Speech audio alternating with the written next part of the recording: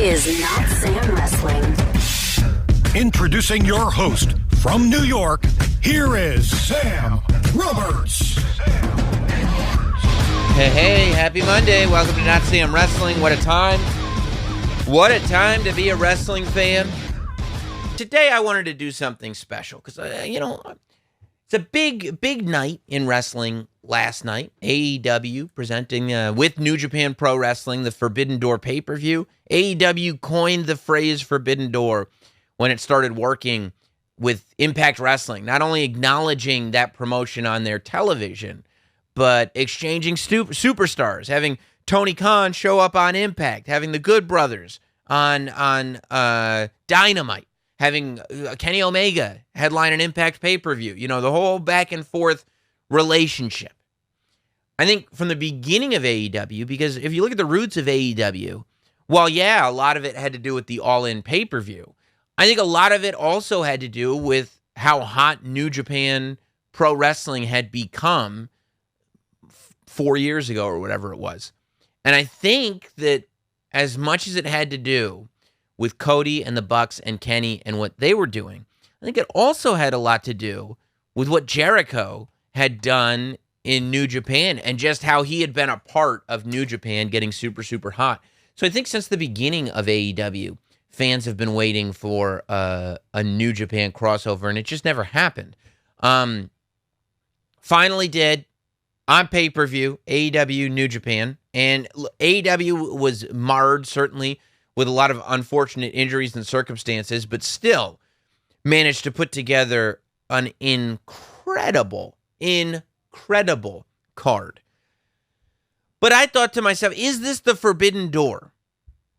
To an extent, but we've seen a lot of New Japan guys travel over to the States, even in AEW. We've seen Minoru Suzuki in AEW. We've seen some of these superstars. We've seen some of the AEW superstars go to New Japan. Your John Moxleys, people like that. I think that the real Forbidden Door is the door between WWE and AEW. That's the door. And I thought, what if, let's say in September, the beginning of September, what if instead of doing the UK pay-per-view, we got to see a real Forbidden Door pay-per-view? I'm one of the presenters of the Ultimate Show on Peacock. If you haven't seen it yet, myself and Matt Camp and Ryan Popola and Kaz, we get together and we fantasy book WWE pay-per-views and make the Ultimate Show. We've done, is our second season of it. We just did, right before Hell in a Cell, we did the Ultimate Hell in a Cell, Generational Supremacy. This weekend on, I don't know when it'll air, maybe Friday. I don't know when it'll air because Money in the Bank is on Saturday. But before Money in the Bank, the Ultimate Money in the Bank 2 will be on Peacock, and they probably won't do this Ultimate Forbidden Door on Peacock. So I thought, why not bring a version of the Ultimate Show to Notsam Wrestling? And I'm going to present to you guys the Ultimate Forbidden Door, WWE versus AEW. Now, for me, I tried to keep this very much in the theme of everything is one side versus the other side. The beauty of fantasy booking is I don't have to worry about injuries. I don't have to worry about politics. I don't have to worry about storylines going forward. I don't have to worry about egos. I don't have to worry about anything. This is as if, I'm treating this as if both Tony Khan and Vince McMahon came to me and said, hey, Sam, you can have both of our rosters. Why don't you go ahead and put together your Ultimate Forbidden Door pay-per-view? And I put the whole thing together, segments, the whole deal. This is, for me, how the Ultimate Forbidden Door WWE versus AEW would go. First of all, I thought about who's going to staff this thing, okay? Ring announcers, because everything's important. The field. This is going to be the most unique pay-per-view of all time. This is truly the pay-per-view that you never thought you would see. It's as close to what we wanted to happen during the Monday Night Wars as we'll ever get. We have the Invasion pay-per-view, but the Invasion pay-per-view was not the WCW versus WWE pay-per-view that we all dreamed of growing up in the Attitude Era. This is what if today we were doing this? What if they said, we're going to do this pay-per-view in 30 days, give me the card, and here's what the show would look like. Our ring announcers, we have 2 ring announcers going back and forth, match by match. Flip a coin to start, doesn't matter who does which. Both Mike Rome and Justin Roberts are on the show. Maybe match 1, Mike Rome, match 2, Justin Roberts, back and forth, and so on and so forth. We have 1 set of commentators for the main show. Every match on the main show is called by our commentary broadcast booth, Michael Cole, Pat McAfee, and Excalibur. That is your 3-man commentary booth for the Ultimate Forbidden Door. And then backstage interviews, of course, gotta be Uncle Tony. Tony Schiavone is there to do our backstage interviews. We've got a 30-minute pre-show. This is going to be about a 4-hour pay-per-view. I think you would need 4 hours to do it right. So let's do a hot 30 pre-show. We don't need to have a ton of panel discussion. Maybe a little bit here and there. Didn't even think about the panel. But we do have a match on the pre-show. There's just a little something to whet the appetite. And it may steal the show. First of all, your pre-show commentary team is good old JR and Corey Graves. Because how great would a JR and Corey Graves commentary team be? Remember how pissed off JR used to get when Paul Heyman would just get under his skin? I guarantee you would have those moments between Corey Graves and JR. I love it. JR and Corey Graves on the call. The pre-show match is Sami Zayn versus Orange Cassidy. Sami Zayn versus Orange Cassidy is it's mainly a comedy match. You see instances, of Sami Zayn, and he almost acts as if he's unfamiliar with the Orange Cassidy character. He feels disrespected by Orange Cassidy with his hands in his pockets and his sunglasses on, and he's in the ring. He's yelling, "Get your hands out of your pockets! Get your hands out of your pockets! Come on, put them up, put them up!" And he shoves him, and Orange Cassidy just stumbles back. And he goes, "Take your sunglasses off! Come on, put them up, put them up!" And he shoves him. And Orange Cassidy just kind of stumbles back and then walks forward again. And Sami Zayn's looking at him. "Are you kidding me? Are you kidding me?" And he's almost laughing at him. Like Orange Cassidy has not figured out the damage that Sami is going to do to him. And that's when, boom, here we go. We're winding up. Orange Cassidy out of nowhere. Move, move, move, move. Sami Zayn gets in a little offense, of course, but move, move, move. And eventually, through trickery, chicanery, outsmarting Sami Zayn, Orange Cassidy gets the victory. Sami Zayn is furious. Orange Cassidy doesn't. He's just shrugging it off. Seems like he would have been fine winning or losing. He doesn't even care. He won. He doesn't even care. Are you kidding me? Who is this guy? He's not like that. He was doing all kinds of stuff a minute ago. His hands are back in his pockets. Who wears acid wash? Sammy's furious. JR is happy. Corey Graves is a little, he's underwhelmed by the whole thing. He's not thrilled that WWE has taken that big first L. Let's start the pay-per-view. Segment number 1 of the pay-per-view, it starts with a smoking hot tag team match. And this is the match that Michael Cole and Excalibur both point out will answer the question to many. And by the way, there are many people from both the WWE and the AEW roster that I did not get on this show that I wish I could. I'll give them shout-outs right now. I wanted Sammy Guevara on the show. I wanted Keith Lee and Swerve on the show. I wanted FTR on the show. I wanted Corbin on the show. Happy Corbin. I wanted Finn Balor on the show. They're not on the show, so just getting that out of the way right now. Segment 1 is the match that Cole and Excalibur both point out will answer the question to a lot of wrestling fans: who is the number 1 tag team in the world right now? It is a battle of brothers. It is the Young Bucks versus the Usos, representing the bloodline, the Usos representing the elite, the Young Bucks. And this, the whole reason to do these Forbidden Door shows is to have dream matches. And this is starting off the show hot, hot, hot. The ultimate tag team dream match. It's just action. As you can imagine, I don't have to tell you how this goes. It's about a 20-minute match.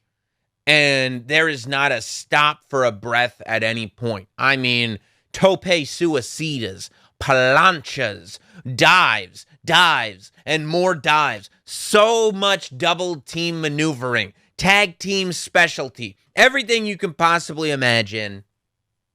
But the Usos do get that W back. The Usos are able to conquer the Young Bucks, and they get that win. But they have this look in their eyes after they beat the Bucks where they know this match could have gone either way. They are surprised in a way.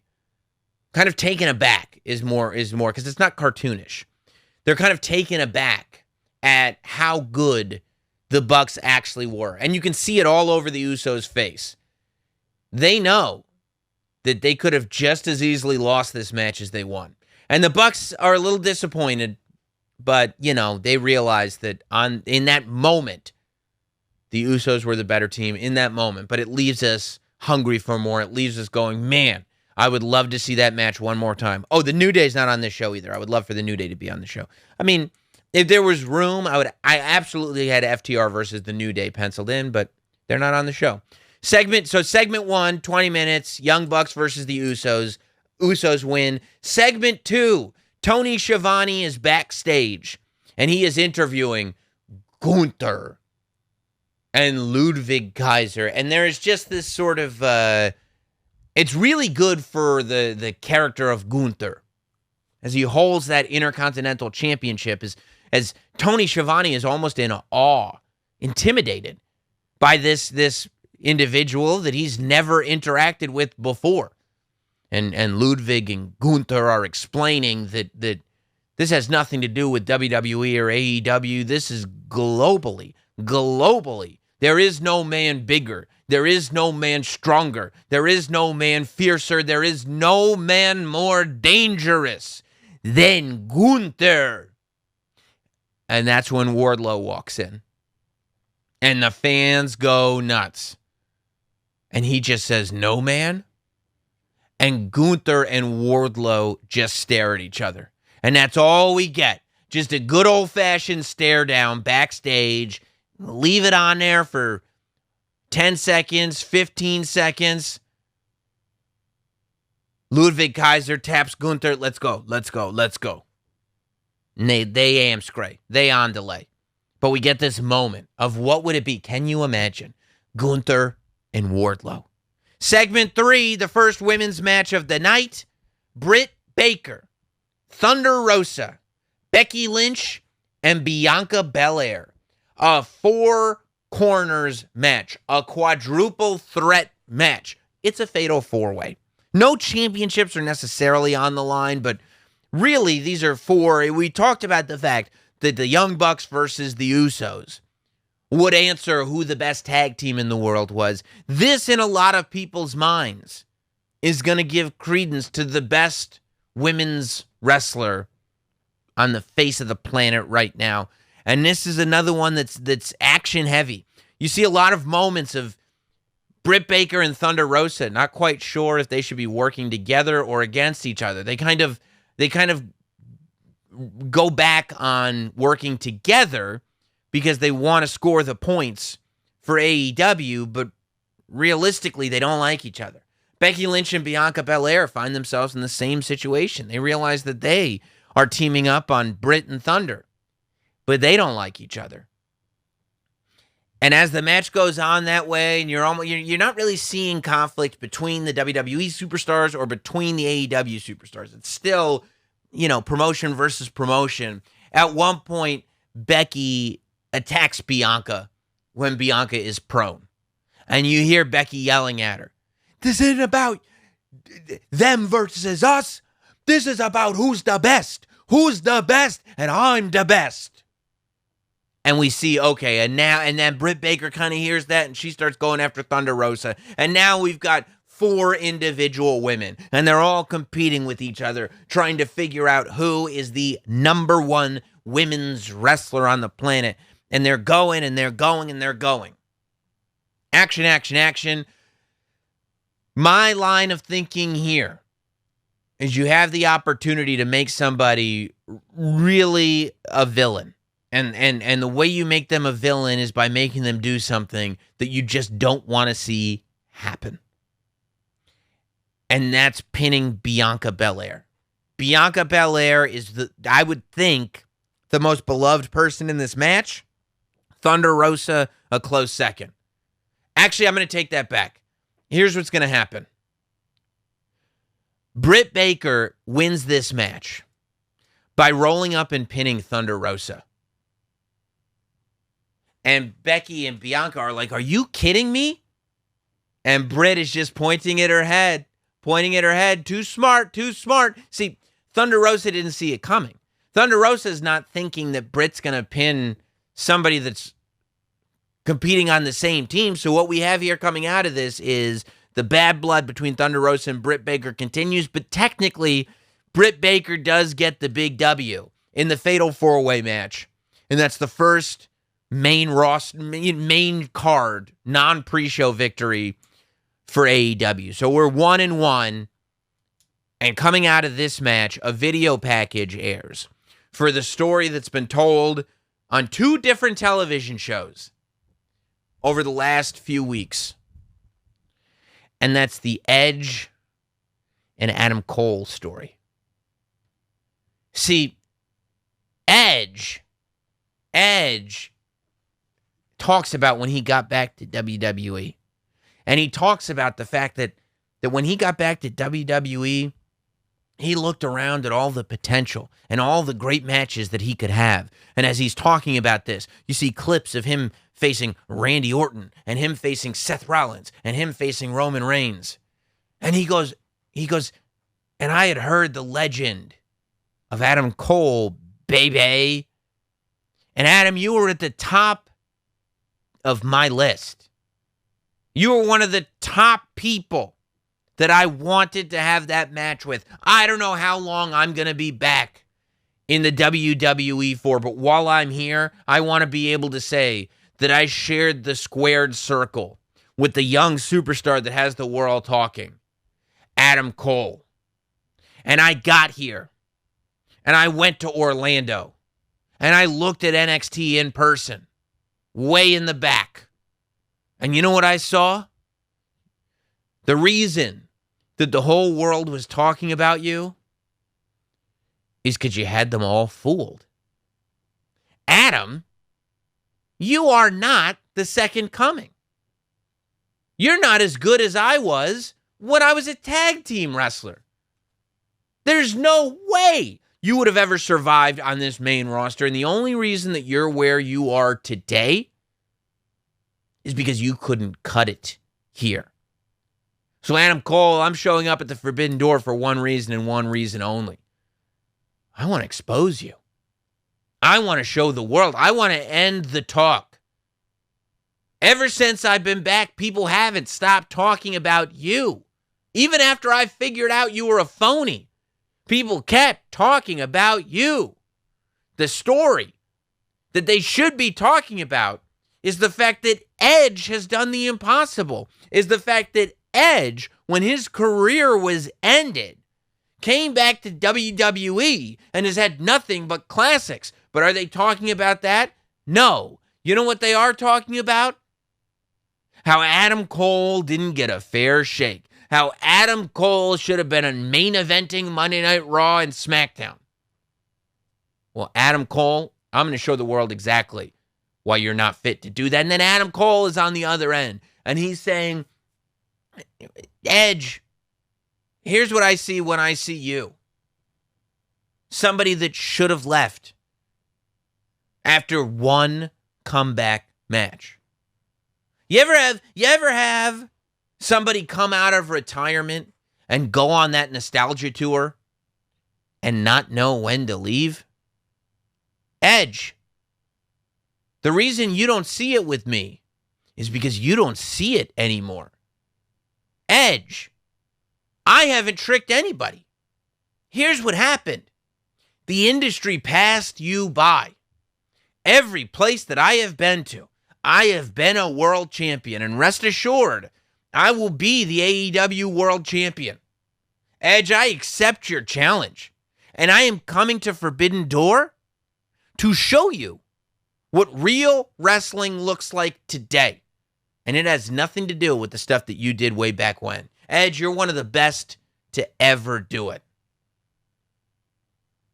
But you're over the hill. It's over for you, Edge, and I'm going to end it for you at the Forbidden Door. And you see this all play out in the video package, and now it's time. It's Edge versus Adam Cole. And we see a classic out of these two. What we see is throughout the match, Edge can't believe what he's seeing. Throughout the match, Adam Cole keeps doing things that Edge didn't see coming. See, Edge went in thinking that he had Adam Cole's number. Edge went in thinking, I know what this guy's going to do. All of his matches are exactly the same. He's going to, the dumb, flippy pile driver. I know everything that's coming. And he's not going to see anything coming. Adam Cole is going to have a surprise around every corner that Edge simply does not expect. Now, at the same time, there are going to be moments where, you know, midway through the match, 5-7 minutes in, Edge starts catching him. And Adam Cole is going to start coming to this realization that nothing has passed Edge by. You know, we're going to watch, the story of this match is going to be how both were wrong. The first part of the match, Act 1 of the match, is Adam Cole proving Edge wrong. And in that, he thinks that he's right. However, the Act 2 is that, while yes, Edge didn't realize the skill of Adam Cole, Act 2 of the match is Adam Cole has underestimated Edge. Adam Cole has not realized that Edge, like a fine wine, has only gotten better with age. He's getting better and better, and with every match, getting better and better and better. That's Act 2. Act 3 is where, okay, all pretenses are out. Now we've got it. Edge sees Adam Cole as a superstar. Adam Cole sees Edge as a relevant force in today's wrestling space. And now they're just going toe-to-toe. Two of the best in the world going at it. Edge ends up squeaking out the victory on this one. Edge beats Adam Cole. But as he gets up, he goes, Adam, he grabs the microphone. He goes, Adam, I got one thing to say. And he looks at him. Stand up. Stand up, Cole. Stand up. Cole stands up. He's got fire in his eyes. I got one thing to say to you. I was wrong. Thank you. And he walks out. Fans cheer. Adam Cole's music plays. Edge wins the match. But he acknowledges that this is the Adam Cole match that he was waiting for since he first got to WWE. We move on to segment 5 on the show. It is our 4th match. The Battle of the Queens. Who is the one true queen in this industry? It's Charlotte Flair versus Jade Cargill. Now, Charlotte Flair has found herself in this place where she resents Jade Cargill. She resents that Jade walks around with the ego that she has. She resents that Jade walks around thinking that she is the second coming, that she is the biggest thing in women's wrestling, because she's simply following the path that Charlotte paved for her. And of course, Jade doesn't agree with that at all. Jade believes that she's taking what Charlotte did and turning it up to 11. Charlotte got it up to about 6. That's what Jade says. And Jade says, and that's funny, because you are a 6, and I am an 11. Ooh. Stokely Hathaway accompanies Jade Cargill to the ring. Charlotte Flair is on her own, which is interesting. In this match, we see it play out. It's about a 10-minute match. It's not. We don't have to go 20 on this. 7 to 10 minutes. Jade is the one with the tricks. You know, usually Charlotte is the dirtiest player in the game, but this time it's Jade. The match ends with Jade pulling brass knucks out of her tights the same way Ric Flair used to, and puts it on. Oh, no, you got to be kidding me. Pat McAfee going, shades of the Nature Boy. Jade goes to punch Charlotte. Charlotte ducks it. As she ducks down, she grabs those legs of Jade Cargill, puts her in the figure eight, taps out Jade Cargill. Charlotte wins the match. We go right to segment 6. Tony Schiavone is backstage with Darby Allin when The Miz walks in. And The Miz goes, excuse me, what are you supposed to be? And Tony Schiavone goes, this is Darby Allin. He's one of my... And Darby goes, Tony, I can speak for myself. Miz, I'm not supposed to be anything. I'm myself. I'm Darby Allin. What are you supposed to be? Everybody goes, ooh. Miz looks right at him. He goes, what am I supposed to be? What am I supposed to be? I am a superstar. I walk like a superstar. I talk like a superstar. I dress like a superstar. I am on billboards. I am on Dancing with the Stars. And he backs up and he feels a chest on his back. And he goes, and Darby Allin goes, Miz, I know you think you're a star, but I hope you're ready to see stars. And Miz turns around and the camera zooms out and Sting, the icon Sting, is right there behind the Miz. And Miz goes, you? And he runs. Miz runs off the set. Darby Allin just has a cool, he's not smiling or laughing. He's just got a cool look on his face, nodding. And Sting just says something very energetic. Let's go, baby! Woo! Cups the mouth. And they go back to ringside. Because at ringside, we're hearing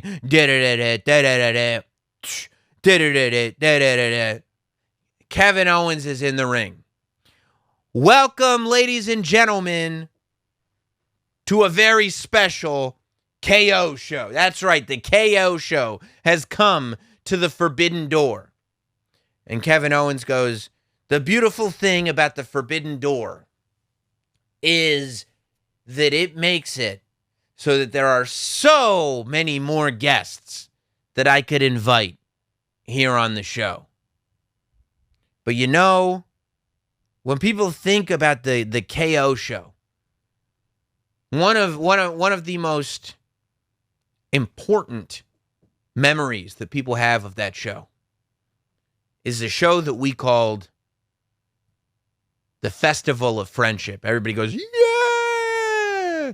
And Kevin Owens goes, and tonight at the Forbidden Door, it's all about rekindling friendships.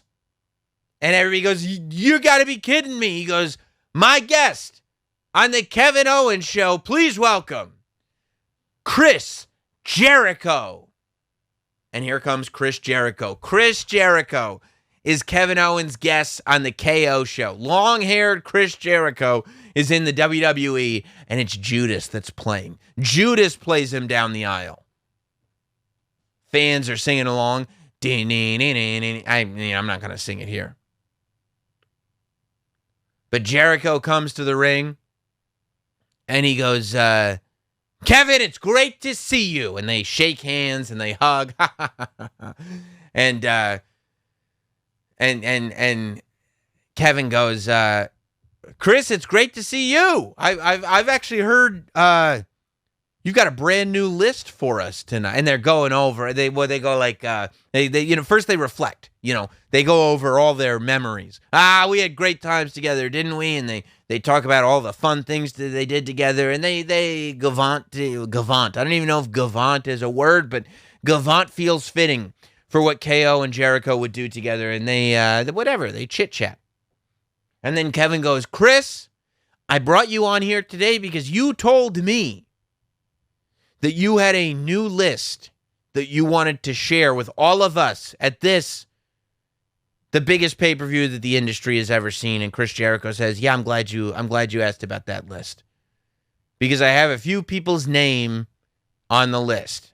And he reads off 2.0, whatever their names are now. And Dante Martin, he reads off the Jericho Appreciation Society. He's like, I'd like to ask that everybody on this list come to the ring right now. And then here comes the Jericho Appreciation Society, all wearing white. They walk to the ring, and they're about to get in, and Jericho says, stop. Stop right there. I want you all to stand outside the ring. And you're probably wondering why. It's because I want you looking up. Part of being in the Jericho Appreciation Society is about learning. It's about looking up to people and looking up to examples that came before you. What I want you to do is look up. Look up to see what friendship is supposed to look like. And they're like, huh? They're kind of looking around like, oh, I didn't expect this going this way. And Jericho is basically telling them, look, guys, you need to be better partners. I want our relationship to be like the relationship that I've got with Kevin Owens. Jericho says, because I'm going to tell you something. I haven't spoken to this man in years. And yet, it's like we haven't missed a beat. We still remain the best of friends. And the Jericho Appreciation Society is kind of nodding and going like, yeah, I get it. And Jericho goes, this is why you're here, to learn from us. And Kevin Owens goes, that's right. I'm glad you see the same thing that I see, Chris. Some friendships are meant to last forever. And then Jericho says, that's right. Kevin, would you hold this list? And he hands Kevin the list, and he goes, you bet, Chris. And he looks down, and he goes, wait, why is my name on this list? And his face changes, and you go, oh, no, that's what Chris said at the Festival of Friendships. And Chris just goes, huh, that's weird. Get him, boys. And the Jericho Appreciation Society dives in the ring, and there's a big beatdown on Kevin Owens. The Jericho Appreciation Society beats down Kevin Owens. They tear apart the KO show, and they stand above him as Judas is playing. And Jericho picks up the mic, and he looks at Kevin Owens, and he goes, you were never half the friend that any of these guys are. You should be embarrassed for yourself. And he throws a fireball in the face of Kevin Owens because he goes, you might have been able to trick Chris Jericho, but in case you haven't heard, Kevin, these days, I'm a wizard. And Judas and he leaves. And the whole Jericho Appreciation Society leaves. And on their way out, a video package runs. There's a video package running for our next big match at the Ultimate Forbidden Door, WWE versus AEW. It's John Cena versus MJF. That's right. MJF has decided when he heard this was happening that this wasn't about AEW. He's not a team player for AEW. He could give two shits, he says. He says the S word. He could give two shits about AEW. But what he's got now is the opportunity to destroy legacies. And that's what he wants to do. He wants to dismantle the legacy of John Cena. And he gets personal. And he talks about Nikki Bella. And he talks about all the stuff that you should never talk about with John Cena. He talks about how lame the prototype was. He talks about, he makes references to John Cena doing sexual favors for members of the WWE office. Just terrible things. Terrible, terrible things that only MJF, a scumbag like that, would do. Meanwhile, John Cena says, you know the difference between me and you, Max? I got to where I got through hard work. I didn't have to shock anybody. I didn't have to destroy anybody's life. I didn't have to curse anybody out. I didn't have to throw a tantrum in the middle of the ring. I didn't have to no-show an autograph signing. In fact, I never no-showed an autograph signing. I never no-showed a show. And John Cena really puts over the fact that nothing in his life was handed to him. And that nothing in his career has come to him because of his overly inflated expectations. John is the portrait of hard work paying off and cream rising to the top. And that is the story we get with John Cena and MJF. And it's just there's just a perfect duality, you know? John Cena has come out of retirement. He's come out of Hollywood. It's a place where Max wants to be.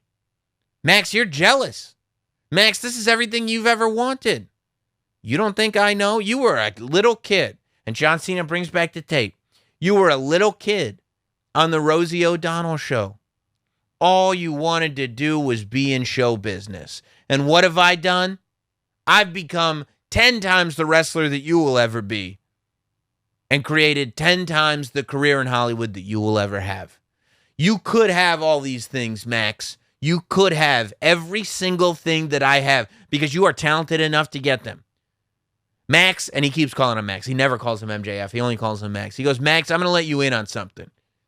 You are just as talented as I am. Maybe more talented. You may have more natural ability than I ever had. But here's the difference between you and me. Every minute that you spend complaining about what you're not getting, every minute that you spend talking about how great you are, every minute that you spend putting other people down is a minute that I'm working, is a minute that I'm training, is a minute that I am making myself better. That's the difference between you and me, MJF. While you are sitting there waiting for it to come to you and crying and kicking and screaming about it, I am building it. I am making it happen through hard work and perseverance. And we see this match, and that's exactly what it is. MJF, John Cena, MJF, going back and forth. And, of course, John Cena lets MJF have quite a bit of this one. Lots of MJF offense. In the end, John Cena does come out victoriously because, come on, he's John Cena, for the love of God. John Cena does come out victoriously. And MJF gets up. And it's almost shades of what we saw with the Usos and the Bucks, with what we saw with Edge and Adam Cole. MJF gets up. And he says, give me the mic. Give me the fucking mic. And they give him the microphone. And he goes, John. And John's like already out of the ring. He's walking halfway down the aisle. John. And John turns around over his shoulder. And he goes, John, I was wrong. And John looks at him like, huh? And he goes, John, I apologize. And John starts walking back into the ring. And he goes, Max, it was a pleasure. And he sticks out his hand to shake it. And MJF goes, I appreciate that, John. I was wrong. And he kicks him square in the nuts. Right in the nuts. And then he picks up his face. He picks him up by the hair. And he puts that ring on his finger and knocks him unconscious. And he goes, you suck even worse than I thought you did. The only thing I apologize for is wasting all these people's time watching your 5 moves of doom bullshit again. And he walks out of the ring. Oh, MJF, you scumbag. You can't even lose well. John Cena gets the victory. But God, do we hate MJF coming out of this. We go to the commentary table. Michael Cole, Pat McAfee, Excalibur, they kind of reflect on what we've just seen and set up what we've still got to see. In fact, they set up what's coming up next. It's a no-holds-barred 8-man tag, as Michael Cole puts it, a group that calls themselves the Blackpool Combat Club, 2 of which you fans may know is having different identities here in the WWE. Excalibur goes, that's right. Jon Moxley, Daniel Bryan, and Wheeler Utah are combining forces tonight with Eddie Kingston to go 4-on-4 against 4 of the best that have ever stepped foot in a WWE ring. And Pat McAfee says, you can say that again. Drew McIntyre, Bobby Lashley, and RK Bro, Randy Orton and Riddle. Oh, the humanity. Ding, ding, ding. The match begins. We see these entrances, and it really is something to behold. Eddie Kingston is trash talking the whole way to the ring. Not on the mic, obviously, but into the camera. But we've now got Moxley, Bryan, Lashley, McIntyre, Orton, Riddle, Kingston, Utah, all in the same match. And it's no holes barred. It starts off cut and dry. Everybody's going for the tags and everything, but it does end up being quite a brawl. Eddie Kingston is the one that takes it there. Eddie Kingston, everybody's sitting there, it's 4-on-4, and there's this going on and that going on, and Randy Orton Riddle's in the ring, right? And he and Wheeler Utah are going at it. We see this pair happening a lot. These are like the two young guys in the match, Riddle and Wheeler. But they're going at it. And Randy comes in and he does the double team thing. They hit a double RKO or something like that. But there's two of them on Wheeler at the same time. And Eddie Kingston this is probably about 5 minutes, 7 minutes into the match, 6 minutes, say, says, fuck this. And he gets in the ring with a weapon and just starts going after Randy. The referee goes, you need to tag, or what? The referee is sitting there. Maybe it's Aubrey Edwards. She's working the show. There's AEW and WWE referees working the show tonight. They go, you need to tag. You need to get on the outside. Eddie Kingston goes, or what? Or what? Or what? And we kind of get, this is no holds barred, dude. There's no need for tags. And that's when that kind of goes away. Because as Eddie is attacking Randy Orton with a weapon, Bobby Lashley comes in and just powers. Eddie Kingston off of Randy Orton. And that's when Moxley comes in like a house on fire and just throws his whole body at Bobby Lashley. And they start going.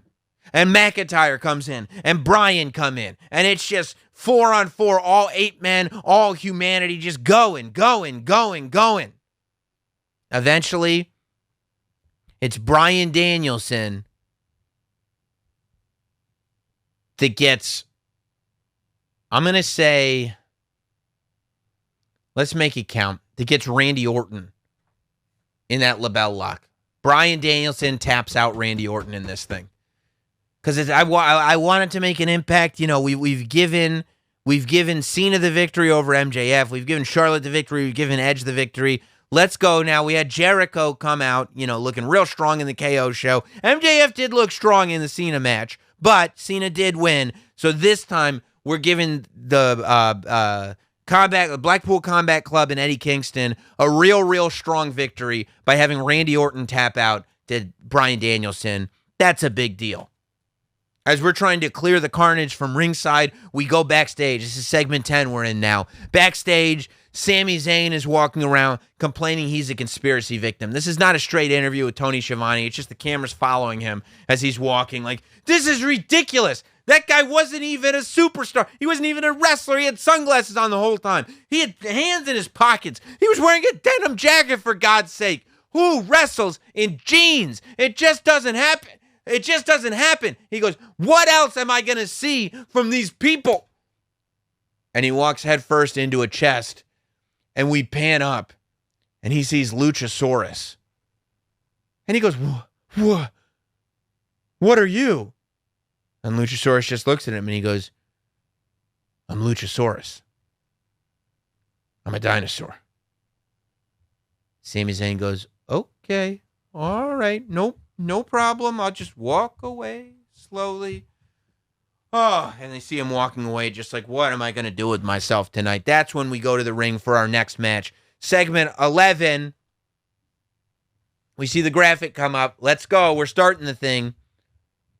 We hear the horses neigh. Hangman Adam Page comes to the ring for his match against Seth freaking Rollins. Adam Page, Seth Rollins, one-on-one, straight up.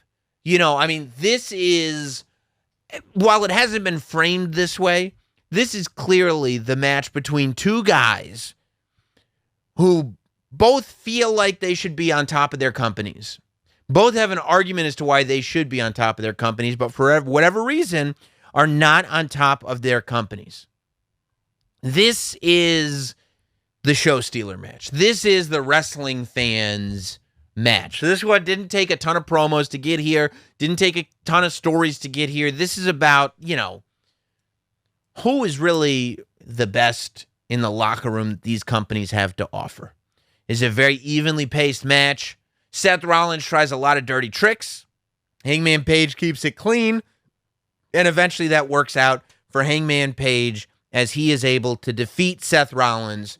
But, you're talking a good 20-minute match. This is a solid back and forth. This couple of near falls. Not a ton of near falls because we're going to see more near falls in our next match. Again, we go back to the commentary table. They reset a little bit, and we get right into our next match. No more backstage shenanigans because this is our double main event starts now.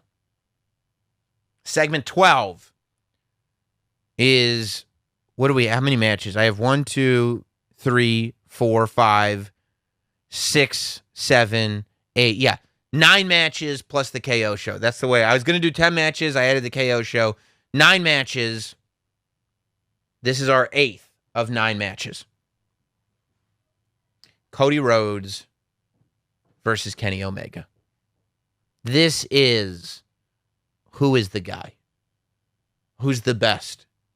Who made the right decision? Kenny Omega looks at Cody Rhodes as somebody who went for the check, who he sold Kenny and his friends a bill of goods. He made believers out of the Bucks, out of Omega. He says, Cody, when you left WWE, we took you with us. We brought you in. Somehow you took over our group. And when it was convenient for you, you split and left us to fend for ourselves. Well, let me tell you something right now. There's more valor in the integrity of sticking with what you started than going with the easy paycheck. And that's when Cody goes, Kenny, I hate to tell you this. You couldn't be more wrong. This had nothing to do with a paycheck. You know as well as I do. I left an executive position in your company.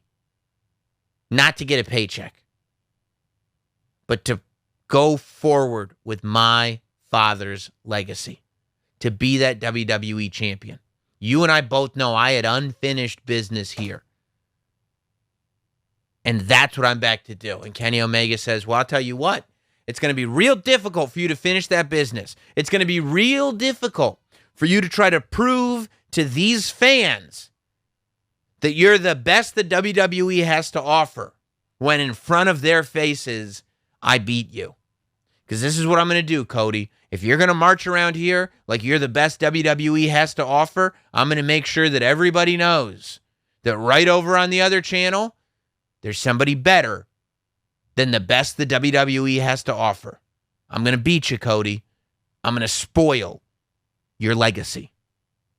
That's what it's all about. Now, there's no video package, but this is the story that has led us to this match. So Cody versus Kenny, this is a solid, you're talking 35, 40 minutes. This is probably a 40-minuter. Lots of near falls. It starts very methodically. When you're thinking about the Act 1, Act 2, Act 3 of this match, the Act 1 is a very methodical pace.